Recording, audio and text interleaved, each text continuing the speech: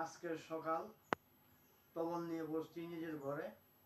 আপনারা দেখুন এবং আপনাদের বাচ্চাদেরকে যদি শিখাতে চান আমার সাথে যোগাযোগ করেন। আমার বাসা হলো মাধবপুর নোয়াগাঁও, এই গোপীনাথ জিও ডাক্তার অপোজিটে আমার বাসা। আপনারা দেখেন, দেখে তারপর যদি আপনাদের ভালো লাগে তাহলে আপনাদের ছেলে মেয়েদেরকে আমার কাছে পাঠান। আমি আপনাদের ছেলে মেয়েদেরকে তবল প্রশিক্ষণ দেব।